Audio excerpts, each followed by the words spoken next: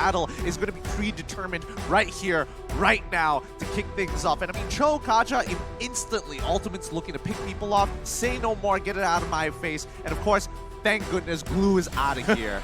So sick of him. Yeah, I was gonna, well, how can you be sick of Glue already? It's only day 2, Gideon. I mean, give the hero, I was gonna say give the Glob like a chance here, right? But I get it, right? You don't want to see Glue pop up too often. I am more interested in those interesting matchups in the XP lane, right?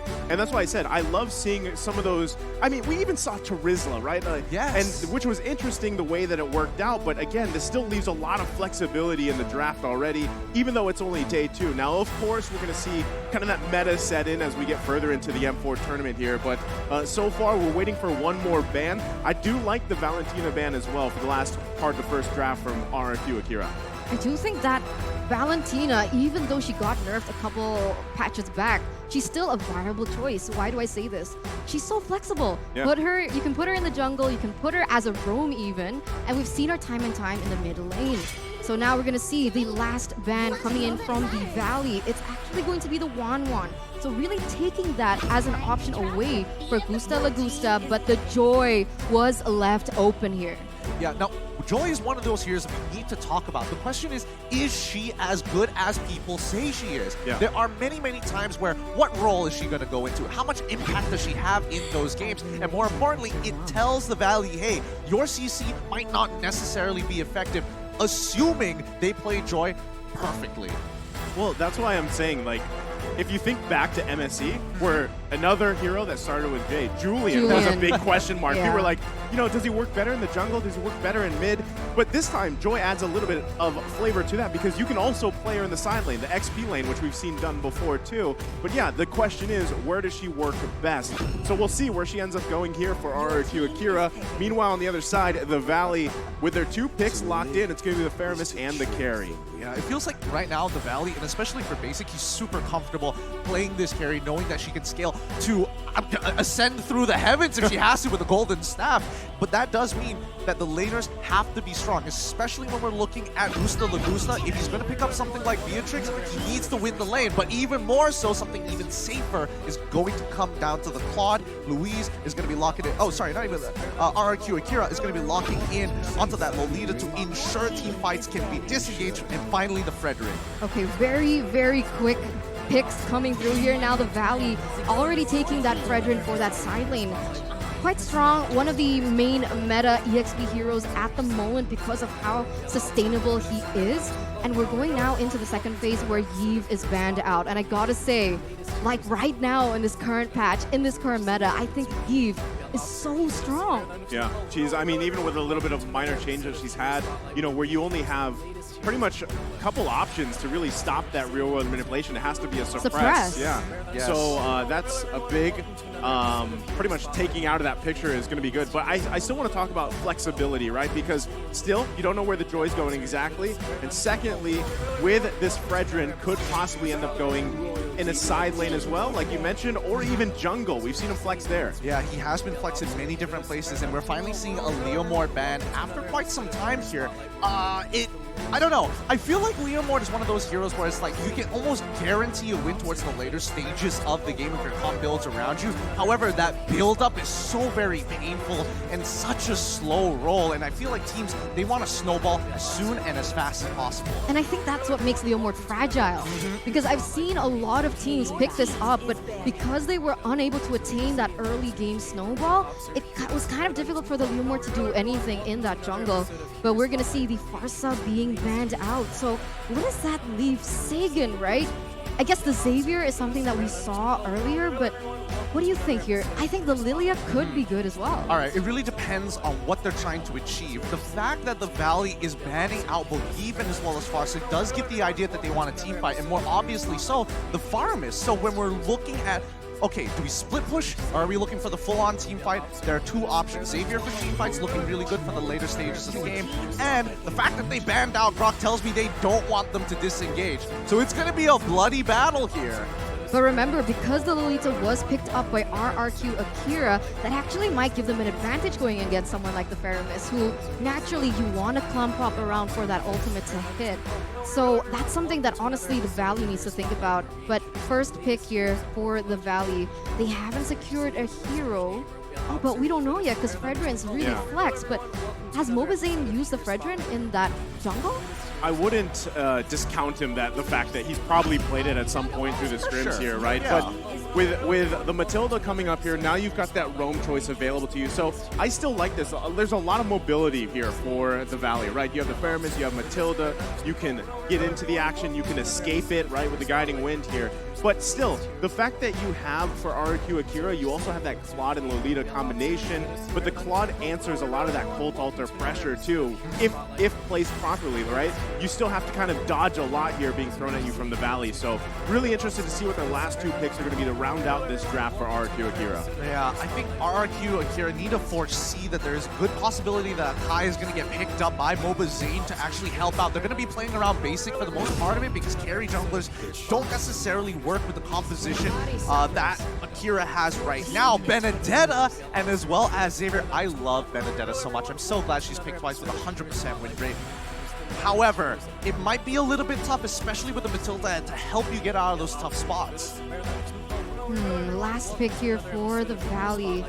It's either someone for that jungle or someone for that EXP, but at this point, I think they have enough sustain. I think they have enough mobility. I would really love Mobazane to pick up an assassin here going against the Benedetta. We'll see. Oh, it's actually going to be the Lapu Lapu. So there it is. Fredrin in the jungle.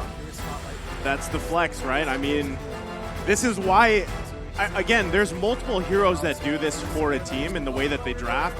So I think it is a great way to do that, but you also lock in yourself a Lapu Lapu, able to jump in, can actually do the same situation that we saw with a Thamus where you can go 2v1, especially if you get an early lead. So far, solid draft from the Valley here. Absolutely. I think solid drafts from both sides. They have some clear strategies, and I love the fact that the Indonesian fans have adopted the Brazilians here on home turf. This is going to be a beautiful game. It's still RRQ, right? So we're going to see the same five that we mentioned earlier going head-to-head with the Valley with way more mobility in their arsenal. They do have a lot of peel, and as well as they are going to be able to maneuver around the CC heavy of RRQ AKIRA. It's going to be tough here. I'm not sure. There's a lot of questions that need to be answered, but there's only one way to define it. It's through battle. Welcome, everybody. It's RRQ AKIRA going up against the Valley in this best of one. Good luck to both teams. Oh, this is getting so exciting. I mean, right now we can already see that Louise opening up the map, trying to give some vision, trying to figure out Mobazane's pathing, because everyone talks about the Valley, and they always say that Mobazane is one of the main pillars of their team. Yeah, I think, we even talked about this in Keys to Victory, right? A lot of this comes down to these two junglers here. And King being on the Joy jungle, I want to see how it plays out, right? If we're going to have our answer at some point here, Gideon. Absolutely. We want to see that highlight reel. Oh, no. That's already going to be the first blood drawn here by Takashi. That was a great Mystic Field. That was an interesting movement coming in from Takashi because there was, again, he's clearing up the wave against White Chicken. Did he also get the gold crab? He gets the kill, gets the gold crab. He's winning on all fronts for himself, all because of an individualistic play. And I'm quite surprised, right? Because the way that the Valley drafted, the mid lane is so strong on those rotations, because RRQ BR, because they brought in Xavier, they are going to have to wait for that level 4 to hit in order to maximize the potential damage. But even then, RRQ AKIRA, they've actually managed to get a point above the Valley at this point. Notice the movements across the map here. Again, Joy and Benedetta just cutting off the waves, making sure that White Chicken is just going to be stranded by himself, knowing that the turtle is going to be spawning 20 seconds on the bottom side of the map. The Valley understand this, putting their pressure on that top side to maybe draw them away. Yeah, I think this is smart moves by both teams, the way they're answering it, but still going to lead into that first turtle of the game. It's going to be up here in just a couple seconds. But you see them both. I mean, The question is, how does RRQ AKIRA play around with Takashi's lead that he has, knowing that this first turtle comes up, it could be anyone's ball game, especially the Petrify's there. You've got the Electro Final Blow, and you're going to see them battle out for it already as both teams juggle it around this turtle dance. Luis going to charge up the flicker in, not going to connect though. Still the fight goes on. It's going to be red treed away by King. The king of the jungle stands for now as they secure the first turtle, no, King. but he's going to get focused down. It's Fried Chicken to take out King. So I mean, at this point, it is a 1-for-1 trade. Takashi is going to be able to get out of that situation alive, but King for a turtle. What do you think about this here, Gideon? King for a turtle, honestly, it's not the best in the world. Obviously, you would like to be able to survive and get the turtle at the same time. And especially when your teammate Takashi actually getting an amazing stun engagement onto the Valley, catching 4 people in that. Just no real way to capitalize on it. Because again, their early game heroes is literally just Takashi, and maybe even you can make an argument for Gusta Lagusta at this point. But Sagan needs to scale up. King needs more farm, and Gusta Lagusta, just keep him in place. He's eventually going to carry at 2 items. Yeah, I feel like right now, RRQ here, they really are playing into the tempo that the Valley wants to create for them. You can see them already once again with the better rotations. They're much faster. They're looking to secure and maybe pressure those side lanes, and that's exactly what they're doing. Basic is also farming really comfortably at this point. Oh, they're going to put pressure here on the purple buff. RRQ AKIRA going to do their best to just try to secure it, but King going to go ahead and use those beats to get out just in time. Should be able to secure it, but still, MobaZane going to park himself here. The battle for the purple buff. Luis going to charge up, gets him right on target. It's MobaZane going to be in trouble. Colt Alter plus the guiding win. There's a flicker from Hoon as well, all for the purple buff. Oh no, that's so unfortunate. Sagan actually had a great opportunity to punish, but wasn't able to actually open up the gates there to lock him down, giving that moment, that small little moment for MobaZane to get on out of here. But now Takeshi is actually struggling against Fried Chicken. Now that Fried Chicken has all of his combat abilities ready, especially that ultimate, the all-ins could be devastating if he doesn't have his eye for an eye. 6 seconds left on the next turtle to spawn, and you can see RRQ AKIRA trying to set up first. We do see that Super Shark already on the way, already opening up vision. They don't want to give that early game lead that they've already attained for themselves over to the Brazilian representatives, but here we go. They're going to start it up, looking for it. Like the final blow did come out. Who's going to secure it? It's King, but MobaZane going in as well with the guiding wind and circling eagle combination. King falls again for the turtle. Ooh. It's another trade though. Everybody low on the Valley Shark. as one after another fall. Luis to get the double. Hoon and Fried Chicken the backside. Not going to be enough though, as another member's going to fall here. Fried Chicken only to stand. Man, 3-for-2 trade here, Gideon. What the heck? Yeah, beautifully played by RRQ. I mean, everything you could have imagined worked out for RRQ. The Valley were looking for an engagement. Did they have to go for it? I think they could have just backed away. The turtle was already gone. But we'll pull up the replay just in case you guys missed the action, and we'll break it down from there. Because number one, the position that we see from the Valley wasn't as good compared to RRQ. And more importantly, once the ability start running on through, Takashi has already found his kill. Luis and as well as Sagan still alive, being able to overwhelm and out damage, isolating the right targets once MobaZane fell. I mean, Luis is on point so far with these noon on blast, really finding the right targets, especially around, I mean, objectively, right? The Valley's going to want to contest those, but they've got to keep a constant eye on Luis, and Takashi being 3-0-1 on this Benedetta too is going to cause havoc as the game goes on. Look how confident he is. He's cutting that deep into the wave, right? I mean, it is pretty much happening on both sides, but still, the upper hand is for Takashi. That's the beauty of the Benedetta, I guess, and we're going to take a little sneak into the emblems, but before we get into that, here's Super Shark getting a little chunked in terms of that health, but I think maybe King wants to go for something here. I think they're still going to put pressure here. Under the turret they go. Ooh. Everybody joining the fight on the top side. Electro Final Blow, the Petrify. Takashi able to get the double. Can't get Hoon. MobaZane a little bit too late to the party. Gets the taunt off, though, with Hoon picking up the kill. But look at the backside. It's Fried Chicken. Finds one for himself. But ultimately now Takashi going to be caught in a position of 1 versus 3. Does he still commit to it? He bobs, he weaves. MobaZane still sticking to him. Takashi should be able to survive. A 2-for-2 trade overall. A really good setup dive for the side of RRQ. And I think I think AKIRA had a really good idea. They should have cut their losses as soon as King was out of position. Back away. You don't need to give anything else, but the Valley's taking one step forward, getting and buying time for White Chicken to jump right into the middle of that fight to even out the score. And now we're going to see once again the setup for the next turtle, but I saw that Gusta Lagusa already had the golden staff as well as basic now, but remember that is going to be the key item for Gusta Lagusa as once again they're going in for an engage. They pull the trigger on Saigon, they push him back here. Oh. They get the turret though, Dawning Light's gonna come out. Turtle still work on Gusta Lagusa though, able to grab a kill for himself, but they do trade the turtle. Nothing too much after that. White Chicken is playing so boldly, running right into the middle of that, knowing that the Golden Staff is already completed, taking a good chunk of damage from the Blazing Duet, and yet he still almost picked off a free kill for himself. 1,300 gold in their hands of RRQ AKIRA right now. I mean, at this point, I want to know, has the Valley been playing into AKIRA's tempo right now? But oh, wait a minute. Gusta Lagusa needs to be careful here.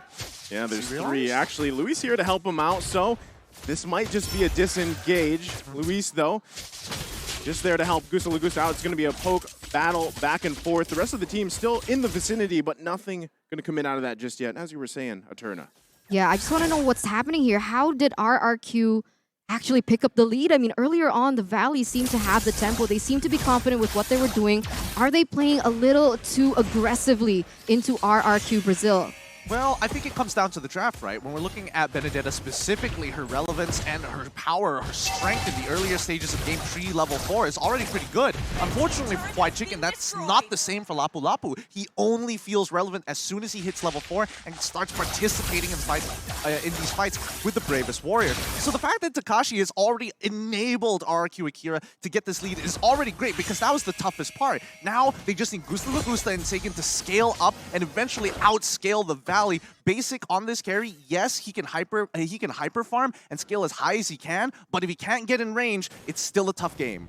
Yeah, I think that's the downside of a carry, right? The range. The range is a big factor here. So you've really got to be careful on how your positioning is, right? Now, the Valley at this point, almost 10 minutes in, they don't have a turret just yet. So they got to be careful on especially losing map control. They already got the Cult Altar out. So that's massive before the next Lord comes. Actually, it's already spawned.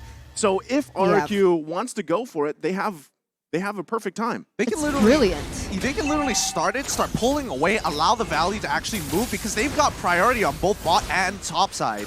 Yeah, they're going to be bobbing and weaving here. The Lord still being worked on, half health so far.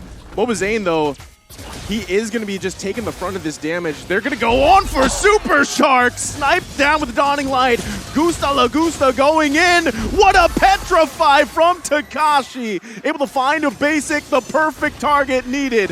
King's going to get cut off, but Luis with a kill for himself. 3 down for the Valley. And they're still going. What a Mystic Field with King for the cleanup. And now it's a Mobazane left alive. And that's going to be the wipe out for the Valley. What a massive play for RRQ AKIRA. That was insane. The way that they played that team fight was so beautiful, so textbook. And that's going to give RRQ AKIRA a massive lead. And not to mention this free Lord. I get it now. I get it why you were saying it was like a mini Blacklist International. A lot of their macro play is centralized around one objective, one thing at a time, but covering all of your bases, making it very difficult for the Valley to keep up, even if they're just slightly behind in tempo, which is rather frustrating because RRQ at this stage of the game are breaking apart the Valley just by looking for these strong engages, and especially keeping your eyes on Seigen. His Mystic Fields have been on point.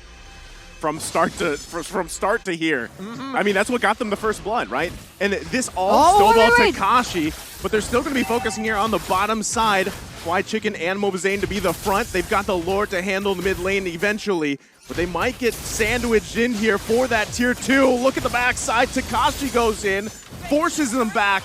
And just like that, they're going to lose more space on the map. The front to back, the peel, the damage coming in from that backline from Seigen. You can feel it, and it makes sense looking at the items that he already obtained earlier. But once again, onto the mid lane. Here comes the assault. Lord's got to be handled here. They should be able to clear it up as they hold on to both inhibitor turrets.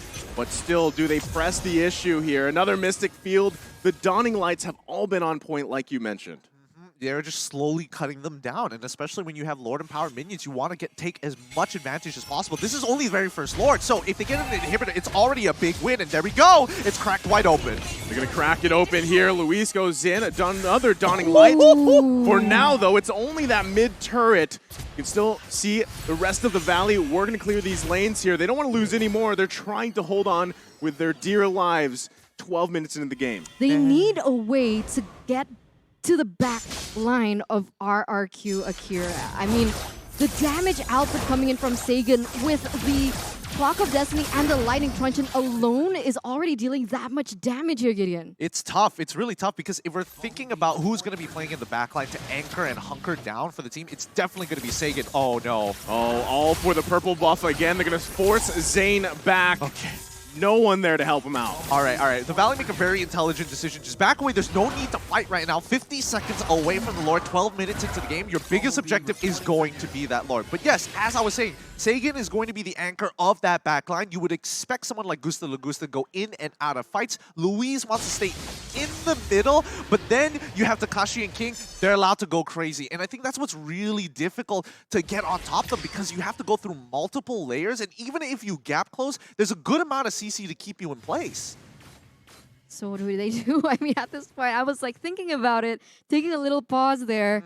How is the Valley going to enter that backline? Because in theory, with the draft that they had, they do have Super Shark, Big Brother Shark on the Matilda here to dive into the backline with her ultimate, obviously, and bring someone with her as well. Well, the easiest way that they could possibly do this is to get Fried Chicken specifically on Sagan. But wait, a fight's about to break out here.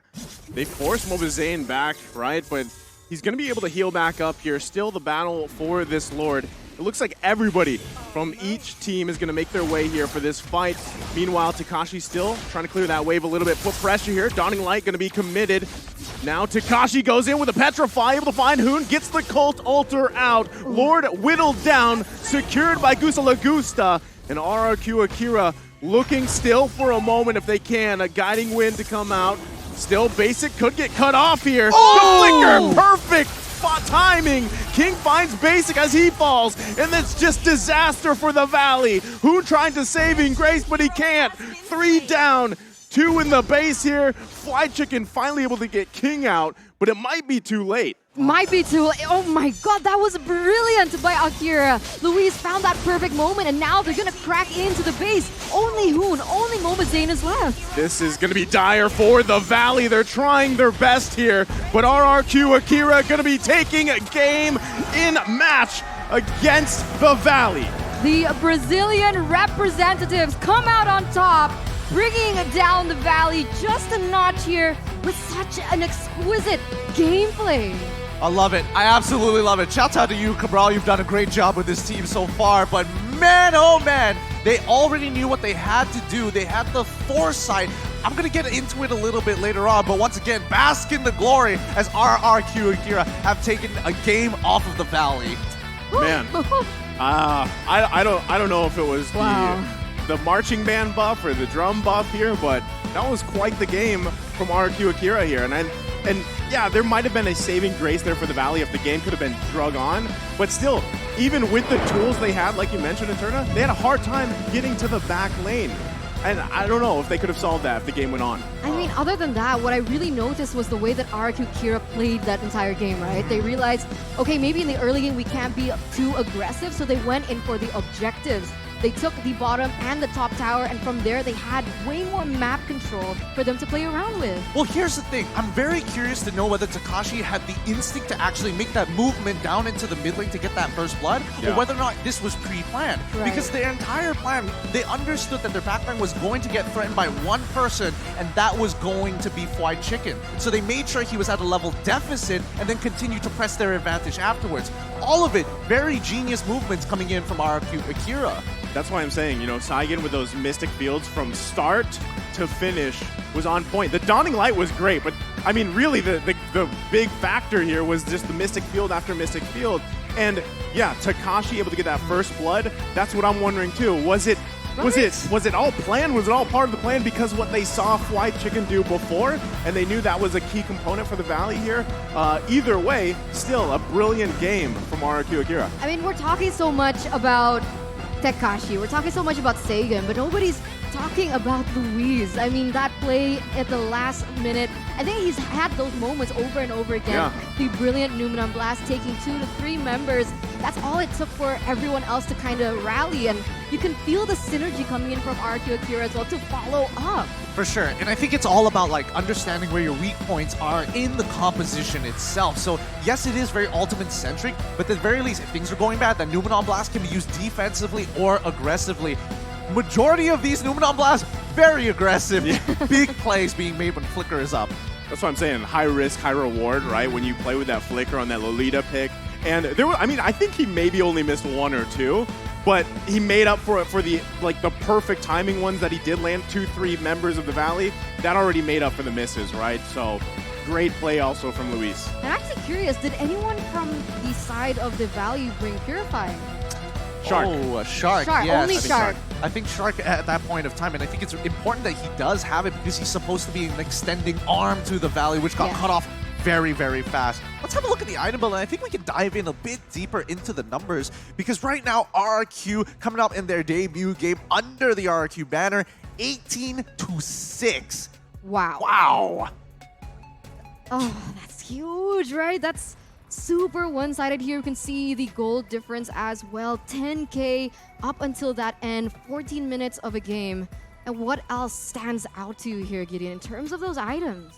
Well, the things that are standing out to me, let me just have a quick skim through between each and every one of them. All right, so when I'm looking at Sagan, very standard build overall, but when you're talking about the way that they're progressively, not really extending the game, but taking control over the game, they understood that they put a big, well, not the biggest deficits against Fly Chicken. He wasn't able to get to max level, but that's just good enough to allow the rest of RRQ AKIRA to start punishing the big members. Shark, for an example, in the draft alone, he lost his comfort pick in the Lolita and putting him on something, I don't know, not as tanky and forced to be an extension rather than be stronger. Ooh, do you see the goal difference between Mobazane and Luis right now? Not a good look, but we are going to take a look at the post-game stats here as well between RRQ AKIRA as well as the Valley. Yeah, I mean, they have broken the system. They just Wow. they have That's done why- so well. What's going on? Exactly. I Turn mean, his brain. Yeah, I was loading. I was like, wait, I don't think anyone played Mia. Why are there 5 Mias on both sides? just The crushing system's it. trolling me now. Look, that's what happens when Joy is just popping off at times. Here we go. With the correct stats here, you can see how wild it is. Just look at the Turtle Lord and Tart. It's pushed all the way. Even the icon is barely visible. This was, again, very slow, very painful, very much like Blacklist International. And that's what's frustrating because I was hoping for an absolute bloodbath here. This is crazy because, like, yeah, the Valley had no space to work with, and I feel like it just started very early on, right? And I'm wondering, too, does this answer the question about Joy? Did it work really well in the jungle, or was it a specific game to this one? I feel like she was an add-on, you know? She was more like a condiment to a great sandwich already. You're looking to try and jump into the backline, but doing it by yourself can be difficult, especially since the ultimate does, you know, pulsate, and it takes a good amount of time. But when you have Tekashi, who already has a whopping lead joining with you and setting up for you, it makes all the difference. And now thinking about who got the MVP for that game, it's giving me a little bit of a headache, right? Because I felt like everyone really did exactly what they were meant to do, especially when it came down to those team fights. So we're going to have a little countdown here. Who won the MVP for that match? It is going to be none other than Tekashi, the EXP lane on that Benedetta with a 709 KDA. But look at his KP. For an EXP lane, that is super high. I love it. I absolutely love it. Every time I see Benedetta, such a high skill cap hero with an 88.9% overall kill participation, no deaths, played it as perfectly as he can, but extremely efficient with the hero, especially when you have something like Petrify. As soon as it's off a cooldown, let's look for a play. Yeah, I mean, that's what I was saying, right? Like, it's such fitting for the name, too, because Benedetta is such a flashy hero, right? And you have the name Tekashi, so just a great game again. And it started really just early. The whole game was was going off with the Electro Final Blows. The Petrifies were on point too. Compared with, I mean, in comparison to with Luis and how they were able to play around those two just initiations worked really well here as we take a look at the highlights. Yeah, and once the snowball started going on, RRQ and AKIRA really understood how the Valley needed to work together. They needed to kind of stick, they needed to group to make sure they could maximize the call altar as much as they could. But that kind of works counteractively when you have Petrify and Takashi jumping in with the Electro Final Blow. It's such a huge area you can cover and lock down the Valley long enough for the Numenon Blast to connect. And other than that, one thing that I noticed about Takashi was the fact that not only is he dishing out the damage, but he's also able to bait out so many resources from the Valley before they even go into a team fight. I mean, they need to have those conditions, right? Yeah. This honestly, if you just took out the IGNs, you wouldn't be assuming this is Blacklist International, would you not, Naisu? I mean, I'll agree. Yes, I will just say yes. I agree. You know, maybe again the only variable here is maybe the Joy pick in the jungle, for sure, right? yes. I think obviously, you know, Wise could play it, Of but course. What I can't think Wise play? Yeah, he'd probably go with something else, but still very reminiscent of Blacklist.